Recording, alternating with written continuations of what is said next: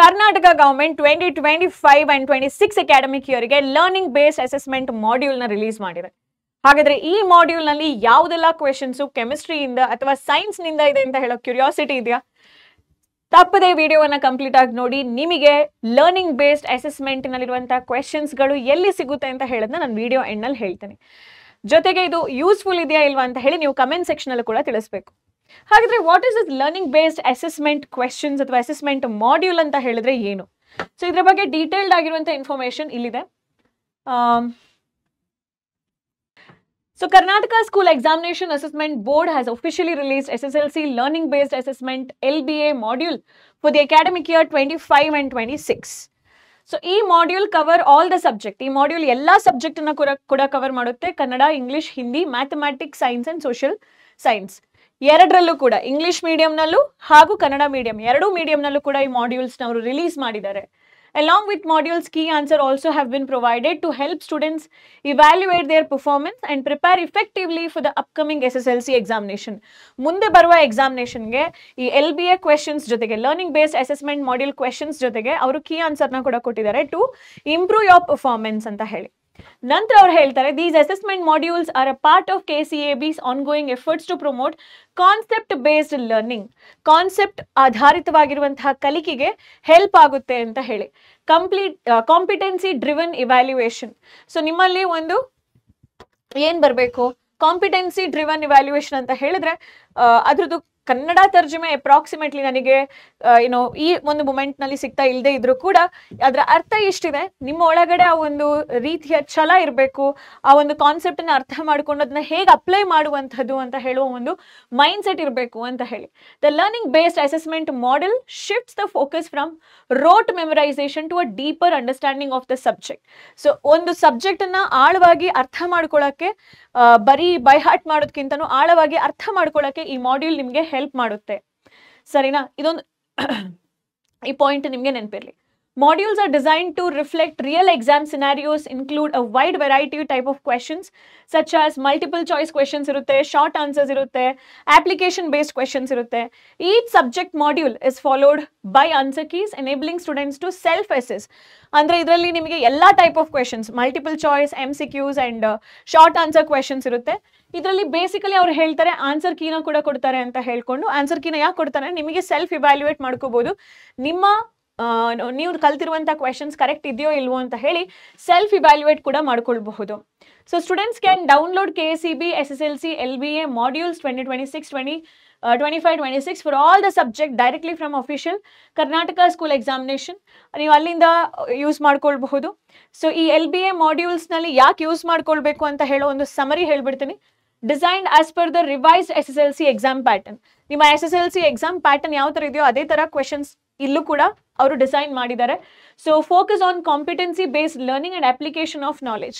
So ಅರ್ಥ ಮಾಡ್ಕೊಳ್ಳೋಕ್ಕೋಸ್ಕರ ಕಾನ್ಸೆಪ್ಟನ್ನ ಡೀಪರ್ ಲೆವೆಲಲ್ಲಿ ನಿಮಗೆ ಹೆಲ್ಪ್ ಮಾಡುತ್ತೆ. ಮತ್ತೆ helpful for revision, self assessment and exam readiness. So ನೀವೆಷ್ಟು ಅರ್ಥ ಮಾಡ್ಕೊಂಡಿದ್ದೀರಾ ಅಂತ ಹೇಳಿ ನಿಮ್ಮನ್ನ ನೀವು ಪರೀಕ್ಷೆ ಮಾಡ್ಕೊಳ್ಳೋಕ್ಕೆ, ಎಕ್ಸಾಮಲ್ಲಿ ನಿಮ್ಮನ್ನ ತಯಾರು ಮಾಡ್ಕೊಳ್ಳೋಕ್ಕೆ, ಟೀಚರ್ಸ್ಗೂ ಕೂಡ ಇದು ಹೆಲ್ಪ್ ಆಗುತ್ತೆ. ಯಾವ ಥರದ ಕ್ವೆಶನ್ಸ್ನ ನಿಮ್ಮ ಮಕ್ಕಳಿಂದ ಪ್ರಾಕ್ಟೀಸ್ ಮಾಡಿಸ್ಬೋದು ಅಂತ ಹೇಳುವಂತಹ ಅರಿವು ನಿಮಗೆ ಈ ಒಂದು ಪರ್ಟಿಕ್ಯುಲರ್ ಮಾಡೆಲ್ನಲ್ಲಿ ಇರುತ್ತೆ.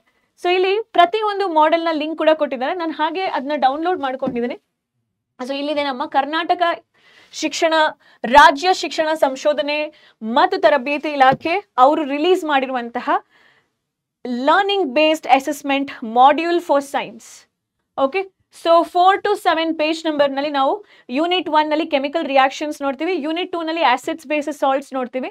ಅದೇ ಥರ ನಾವು ಯೂನಿಟ್ 3 ನಲ್ಲಿ metals and non metals, unit 4 ನಲ್ಲಿ ಕಾರ್ಬನ್ ಅಂಡ್ ಕಂಪೌಂಡ್ಸ್, ಮಿಕ್ಕಿದ ಸೈನ್ಸ್ ರಿಲೇಟೆಡ್ LBA ಬಗ್ಗೆ ರೆಸ್ಪೆಕ್ಟಿವ್ ಟೀಚರ್ಸ್ ನಿಮಗೆ ಅದರ ಇನ್ಫಾರ್ಮೇಶನ್ ಕೊಡ್ತಾರೆ. ಹಾಗಾದ್ರೆ ಕೆಮಿಸ್ಟ್ರಿನಲ್ಲಿ ಯೂನಿಟ್ 1 ನಲ್ಲಿ ಏನೇನಿದೆ, ಲರ್ನಿಂಗ್ ಔಟ್ಕಮ್ಸ್ ಏನು, unit 1 chemical reactions and equations ನೋಡ್ತೀರಾ ಅಂತ ಹೇಳಿದ್ರೆ ಅತಿ ಕಡಿಮೆ ಬ್ಲೂ ಪ್ರಿಂಟ್ ಪ್ರಕಾರ ವೇಟೇಜ್ ಇರುವ ಚಾಪ್ಟರ್ ಆಗಿದ್ರೂ ಕೂಡ So you should be able to understand meaning of chemical reaction, will be able to identify balanced chemical reaction, differentiate the type of chemical reaction with example, recall yaudu endothermic, yaudu exothermic reactions antali recall madlike, explain oxidation, reduction, redox reaction, record the observation of experiments, observe the effect of oxidation reaction in a day-to-day's life. ಸುತ್ತ ನಡೀತಿರುವಂತ oxidation reactions ಯಾವುದೆಲ್ಲ ಅಂತ ಹೇಳಿ ನೀವು observe ಮಾಡೋದು ಈ ಒಂದು unit ನ outcome ಆಗಿರುತ್ತೆ. ಸೊ ನೀವು ಹಾಗೆ ಸ್ಕ್ರೋಲ್ ಮಾಡ್ತಾ ಇದ್ರೆ ಈ PDF ಅನ್ನ ಕೆಳಗಡೆಗೆ, ಈ PDF ಈಗ ನಿಮ್ಗೆ ಸ್ಕ್ರೀನ್ ಅಲ್ಲಿ ನೋಡ್ಬೇಕಾದ್ರೆ ಬ್ಲರ್ ಅನ್ನಿಸ್ಬೋದು, ಬಟ್ ಈ ಒಂದು ಲಿಂಕ್ ಅನ್ನ ನಾನು ಡಿಸ್ಕ್ರಿಪ್ಷನ್ ಬಾಕ್ಸ್ ನಲ್ಲಿ ಕೊಟ್ಟಿರ್ತೀನಿ. ನೀವು ಡೈರೆಕ್ಟ್ ಆಗಿ ಆ ಡಿಸ್ಕ್ರಿಪ್ಷನ್ ಬಾಕ್ಸ್ ನಲ್ಲಿ ಕೂಡ ಡೌನ್ಲೋಡ್ ಮಾಡ್ಕೊಳ್ಬಹುದು. ಹಾಗೆ ನಮ್ಮ ವಾಟ್ಸ್ಆಪ್ ಚಾನಲ್ ನಲ್ಲೂ ಕೂಡ ಈ ನೋಟ್ಸ್ ನ ಶೇರ್ ಮಾಡ್ತೀನಿ, ನೀವು ಅಲ್ಲೂ ಕೂಡ ಇದನ್ನ ಡೌನ್ಲೋಡ್ ಮಾಡ್ಕೊಳ್ಬಹುದು. ಸೊ ಲರ್ನಿಂಗ್ ಪಾಯಿಂಟ್ಸ್ ಏನು, chemical equations, balancing chemical equation, types, endo ಎಕ್ಸೋಗೆ ಸ್ವಲ್ಪ ಜಾಸ್ತಿ ಇಂಪಾರ್ಟೆನ್ಸ್ ಕೊಡಬೇಕು. Oxidation, reduction, redox reaction, effects of oxidation reaction in daily life, ಈ ತರ. ಸೊ ಇಂಪಾರ್ಟೆಂಟ್ ಕ್ವೆಶನ್ಸ್ ಯಾವ್ದೆಲ್ಲ ಕೊಡ್ತಾರೆ ಇದರಲ್ಲಿ ನೋಡಿ. ಫಸ್ಟ್ ಒಂದು 5 ಕ್ವೆಶನ್ಸ್ ನಾನು ಪ್ರಾಕ್ಟೀಸ್ ಮಾಡ್ತೀನಿ. The rest of the question ಮುಂದೆ ಬರುವಂತ ಸೀರೀಸ್ ನಲ್ಲಿ ನಾವು ಪ್ರಾಕ್ಟೀಸ್ ಮಾಡಿಸ್ತೀವಿ. An example for chemical change among the following is dissolving salt in water, tearing of paper, rusting of iron, boiling of water. So salt ಅನ್ನ ನೀರಿಗೆ ಹಾಕೋದು chemical change, paper ನ ಹರಿದಾಕುವಂಥದ್ದು ಕೆಮಿಕಲ್ ಚೇಂಜ್, ಒಂದು iron rust ಹೊಡಿತಾ ಇದೆ ಅಂತ ಹೇಳೋದು ಕೆಮಿಕಲ್ ಚೇಂಜ್, ಅಥವಾ ಬಾಯ್ಲಿಂಗ್ ಆಫ್ ವಾಟರ್ ಅಂತ ಹೇಳೋದು chemical change. See boiling of water ನಲ್ಲಿ ವಾಟರ್ ದ್ರವ ಸ್ಥಿತಿಯಿಂದ ಅನಿಲ ಸ್ಥಿತಿಗೆ, ಲಿಕ್ವಿಡ್ ಸ್ಟೇಟ್ ನಿಂದ ಗೇಷಿಯಸ್ ಸ್ಟೇಟಿಗೆ ಕನ್ವರ್ಟ್ ಆಗುತ್ತೆ. ಟಿಯರಿಂಗ್ ಆಫ್ ಪೇಪರ್ ಅಂತೇಳಿ ಪೇಪರ್ ಹರಿದಾಗ್ತೀರಾ, it will be still in the solid state, there is no chemical reaction happens. Dissolving salt in water, ಉಪ್ಪನ್ನ ನೀವು ನೀರಲ್ಲಿ ಹಾಕಿದಾಗ ಅದು ಅಯಾನ್ ಆಗಿ ಹೋಗುತ್ತೆ ಹೊರತು ಡಿಸಲ್ಯೂಷನ್ ಪ್ರಾಸೆಸ್ ಅಂತ ಹೇಳುವಂಥದ್ದು ಉಪ್ಪನ್ನ ಕರಗಿಸುವಂತ ಪ್ರಾಸೆಸ್, ಅಲ್ಲಿ ಯಾವುದೇ ತರದ ಹೊಸ ಪ್ರಾಡಕ್ಟ್ ಫಾರ್ಮ್ ಆಗಲ್ಲ. ಜೊತೆಗೆ ರಸ್ಟಿಂಗ್ ಆಫ್ ಅಯನ್ ಅಂತ ಹೇಳಿದ್ರೆ ಇಲ್ಲಿ ಅಯನ್ ತನ್ನ ಒರಿಜಿನಲ್ ಸ್ಟೇಟ್ ಅನ್ನ ಚೇಂಜ್ ಮಾಡುತ್ತೆ, ತನ್ನ ಒರಿಜಿನಲ್ ಪ್ರಾಪರ್ಟಿ ಅಥವಾ ಐಡೆಂಟಿಟಿಯನ್ನ ಚೇಂಜ್ ಮಾಡ್ಕೊಳ್ಳುತ್ತೆ. Iron oxide, hydrated iron oxide ಆಗಿ ಫಾರ್ಮ್ ಆಗುತ್ತೆ. ಸೊ ಅದೇನಾಯ್ತು, ಅಯನಿನ ಒಂದು ಒರಿಜಿನಲ್ ಸ್ಟೇಟ್ ಅನ್ನ ಚೇಂಜ್ ಮಾಡ್ತು, ಹೊಸ ಪ್ರಾಪರ್ಟಿ ಅಂಡ್ ಹೊಸ ಕಂಪೌಂಡ್ ಅನ್ನ ಫಾರ್ಮ್ ಮಾಡಿದೆ. So this is not a property of a chemical reaction among the following. So ಹಾಗಾದ್ರೆ ಫಸ್ಟ್ ಕ್ವೆಶನ್ಗೆ option c is answer. Second question ಅಲ್ಲಿ ಅವ್ರು ಕೇಳ್ತಾರೆ ಒಂದು ಕೆಮಿಕಲ್ ರಿಯಾಕ್ಷನ್ ಆಗಬೇಕಾದ್ರೆ ಈ ಪ್ರಾಪರ್ಟಿಯನ್ನು ನಾವು ನೋಡಲ್ಲ, change in colour, release of heat, change in shape, release of gas. So change in shape change ಆಗುವಂಥದ್ದು ಒಂದು ಕೆಮಿಕಲ್ ರಿಯಾಕ್ಷನ್ಸ್ ಆಗಬೇಕಾದ್ರೆ ಶೇಪ್ ಏನಾದರೂ ಚೇಂಜ್ ಆಯಿತು ಅಂತ ಹೇಳಿದ್ರೆ ಅದು ಕೆಮಿಕಲ್ ರಿಯಾಕ್ಷನಿನ ಒಂದು ಗುಣಲಕ್ಷಣ ಆಗಿರಲ್ಲ. ಕೆಮಿಕಲ್ ರಿಯಾಕ್ಷನ್ ಆಗ್ತಾ ಇದೆ ಅಂದ್ರೆ ನಾವು ಹೇಗೆ ಐಡೆಂಟಿಫೈ ಮಾಡ್ಬೋದು, ಆ ಒಂದು ಕೆಮಿಕಲ್ ರಿಯಾಕ್ಷನ್ ಪ್ರಾಸೆಸ್ ನಡಿಬೇಕಾದ್ರೆ ಅಲ್ಲಿ ಹೀಟ್ ರಿಲೀಸ್ ಆಗುವಂಥದ್ದಾಗಿರಬಹುದು, ಅಥವಾ ಹೀಟ್ ಅಬ್ಸಾರ್ಬ್ ಆಗುವಂಥದ್ದಾಗಿರ್ಬೋದು, ಕಲರ್ ಚೇಂಜ್ ಆಗುವಂಥದ್ದು, ಪ್ರೆಸಿಪಿಟೇಟ್ ಫಾರ್ಮ್ ಆಗುವಂಥದ್ದು, ಇವಲ್ಯೂಷನ್ ಆಫ್ ಗ್ಯಾಸ್ ಆಗುವಂಥದ್ದಾಗಿರಬಹುದು. ಸರಿನಾ, ಇದೆಲ್ಲ ಕೂಡ ಕ್ಯಾರೆಕ್ಟರಿಸ್ಟಿಕ್ಸ್ ಆಫ್ ಕೆಮಿಕಲ್ ಚೇಂಜ್ ಆಗಿರುತ್ತೆ. Fe2O3 reacting with aluminium, aluminium ಏನ್ ಮಾಡುತ್ತೆ, Fe ಅನ್ನ ರಿಪ್ಲೇಸ್ ಮಾಡುತ್ತೆ. ದ ಅಬೌವ್ ಕೆಮಿಕಲ್ ರಿಯಾಕ್ಷನ್ ಏನು, combination, decomposition, displacement, double displacement. ಇಲ್ಲಿ ಅಲ್ಯೂಮಿನಿಯಂ Fe ಅನ್ನ ಡಿಸ್ಪ್ಲೇಸ್ ಮಾಡಿದೆ, so it has to be displacement reaction. The group of reactant among the following which react with each other to exchange ions and to form precipitate. ಎಲ್ಲಿ precipitate reactions ನಿಮಗೆ ನಡೆಯುತ್ತೆ. So barium chloride and sodium sulphate ನಲ್ಲಿ barium sulphate ಅಂತ ಹೇಳುವ precipitate ನಿಮಗೆ ಸಿಗುತ್ತೆ. So ಇಲ್ಲಿ ಏನಾಯ್ತು, Al2O3 HCl ನಲ್ಲಿ ಮೆಟಲ್ ಆಕ್ಸೈಡು HCl ಜೊತೆಗೆ ರಿಯಾಕ್ಟ್ ಆಗಬೇಕಾದ್ರೆ ನಿಮಗೆ ಅಲ್ಯೂಮಿನಿಯಂ ಕ್ಲೋರೈಡ್ ಮತ್ತೆ ವಾಟರ್ ಅಂತ ಹೇಳೋ ಪ್ರಾಡಕ್ಟ್ ಸಿಗುತ್ತೆ. Sodium hydroxide and H2SO4 acid ಮತ್ತೆ ಬೇಸ್ ಇದೆ, ಇಲ್ಲಿ salt, sodium sulphate and water, neutralization reaction, salt and water form ಆಗುತ್ತೆ. ಸೋಡಿಯಂ ಸಲ್ಫೇಟು, ವಾಟರ್ ಬಂದು ಸಾಲ್ಟ್ ಆಗಿರುತ್ತೆ. ಸೋಡಿಯಂ ಆಕ್ಸೈಡ್ ಮತ್ತೆ ಕಾರ್ಬನ್ ಡೈಆಕ್ಸೈಡ್, ಒಂದು ಬೇಸಿಕ್ ಆಕ್ಸೈಡ್, ಇನ್ನೊಂದು acidic oxide. So sodium oxide and basic oxide ನಡುವೆ 2 ಆಕ್ಸೈಡ್ ಕಂಪೌಂಡ್ಗಳಿದೆ. ಆಸ್ ಸಚ್ ರಿಯಾಕ್ಷನ್ಸ್ ಏನಾಗುತ್ತೆ ಅಲ್ಲಿ, ಸೋಡಿಯಂ ಕಾರ್ಬೋನೇಟ್ ಅಂತ ಹೇಳೋ ರಿಯಾಕ್ಷನ್ಸ್ ಮೇ ಬಿ ಆಗಬಹುದೋ ಏನೋ. Okay, calcium oxide and carbon dioxide ನಲ್ಲಿ ಕ್ಯಾಲ್ಸಿಯಂ ಕಾರ್ಬೋನೇಟ್ ಫಾರ್ಮ್ ಆಗುತ್ತಲ್ವಾ, ಅದೇ ತರ ಸೋಡಿಯಂ ಕಾರ್ಬೋನೇಟ್ ಅಂತ ಹೇಳೋ ಚಾನ್ಸಸ್, ಫಾರ್ಮೇಶನ್ ಚಾನ್ಸಸ್ ಜಾಸ್ತಿ ಇರುತ್ತೆ ಅಂತ. ಓಕೆ, ಸೊ ಹಾಗಾದ್ರೆ ಈ ಎಷ್ಟು ಕ್ವೆಶನ್ಸ್ಗಳನ್ನ ನಾನು ಇವಾಗ ಡಿಸ್ಕಸ್ ಮಾಡಿದ್ದೀನಲ್ವಾ, ಇದೇ ತರ ಇನ್ನೂ ಕೂಡ ಇದರಲ್ಲಿ MCQ ಕ್ವೆಶನ್ಸ್ಗಳಿದಾವೆ.